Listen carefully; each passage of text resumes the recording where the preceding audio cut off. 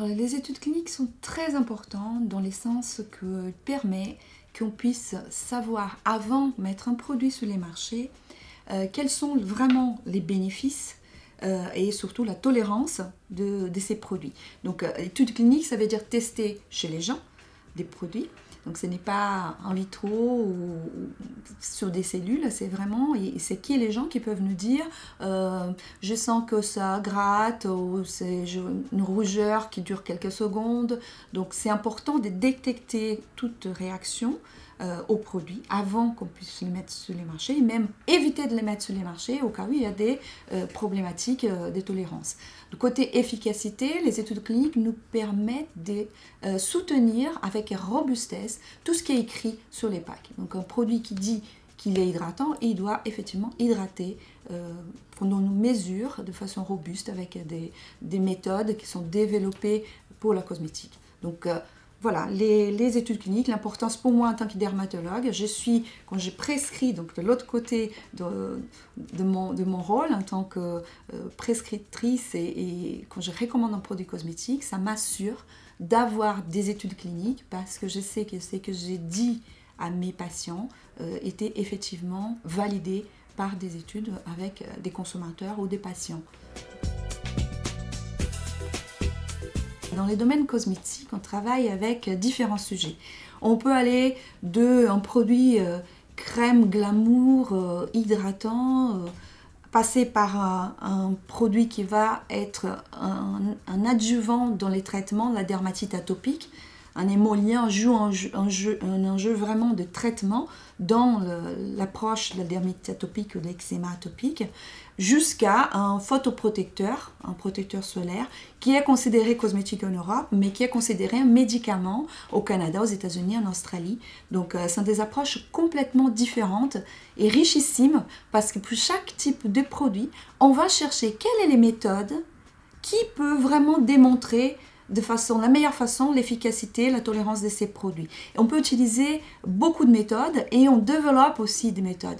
Donc la différence que je vois par rapport à mon quotidien en tant que médecin, c'est vraiment toute cette approche d'innovation, de découverte, d'aller chercher et d'aller mesurer des choses qui, en la médecine traditionnelle, on n'arrive pas à voir traditionnellement. On va faire une biopsie quand on a un doute sur une lésion, on va couper la peau, on va regarder au microscope. Un cosmétique, c'est pas éthique de le faire pour investiguer les produits cosmétiques. Donc on essaye de trouver quelles sont les méthodes. Par exemple, le microscope confocal, c'est une méthode qui est utilisée en médecine pour évaluer les mélanomes. Vous savez, c'est les cancers les plus agressifs et qu'il faut vraiment qu'on fasse une détection précoce, qu'on enlève. Donc, des fois, on a des doutes, on regarde avec un microscope confocal. Les microscopes confocaux nous donnent exactement les mêmes finesses d'évaluation d'une biopsie, mais on ne coupe pas la peau, on fait juste toucher la peau avec cet appareil. Ça ne fait aucun mal, ce n'est pas invasif et on a des données sur les cellules. On l'utilise en cosmétique.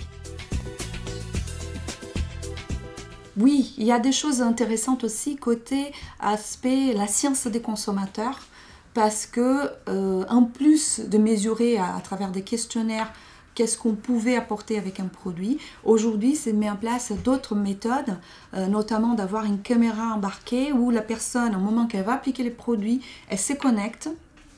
Et on peut les filmer en train d'utiliser les produits, toutes les réactions, on peut capter toutes les réactions de cette personne.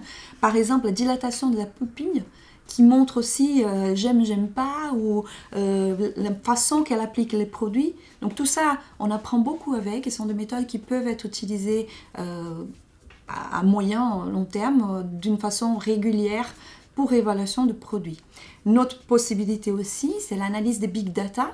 Donc là, j'ai l'enfoque de la cosmétovigilance qui est très très important. Donc la cosmétovigilance surveille toute réaction qui arrive avec l'utilisation de produits, réaction indésirable, pendant le développement de ces produits, mais aussi une fois qu'il est sur les marchés. Et aujourd'hui, on a un échange qui est par téléphone avec les personnes qui ont des réactions ou avec leur médecin. Demain, ça pouvait être quelque chose en temps réel. Et aussi, le fait qu'on accumule toutes ces données, de les travailler. Et on a déjà un projet chez nous qui montre effectivement qu'on peut détecter en avance s'il y a un ingrédient à risque, s'il y a une concentration ou un pH ou quelque chose qui va agir pour qu'il y ait plus de réactions ou moins de réactions, et on utilise ça, un bénéfice de la formulation. Donc on arrive à détecter des signaux très précocement pour pouvoir changer notre façon de formuler ou d'utiliser un ingrédient ou un autre ingrédient. On a deux certitudes dans la vie. La première, c'est qu'on va disparaître. La deuxième, c'est le changement.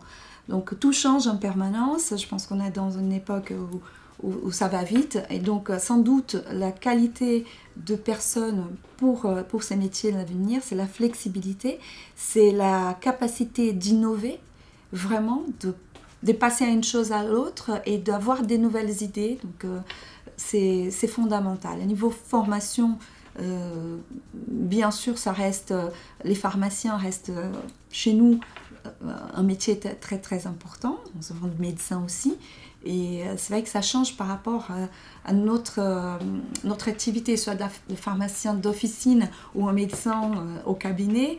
C'est beaucoup plus dynamique et c'est beaucoup plus riche. Donc il ne faut pas que la personne soit quelqu'un qui cherche vraiment les stabilités, de rester dans son coin et ne pas interagir. C'est fondamental de vraiment d'aimer l'autre et d'aller vers l'autre, être curieux pour comprendre comment ces consommateurs perçoivent les produits, qu'est-ce qu'ils veulent vraiment, et même avant de savoir qu'est-ce qu'ils veulent, nous on puisse envisager qu'est-ce qu'on pourrait les proposer, qui vont dire mais tiens, comment ça j'ai pas perçu avant que j'avais besoin, et aujourd'hui pour moi c'est indispensable.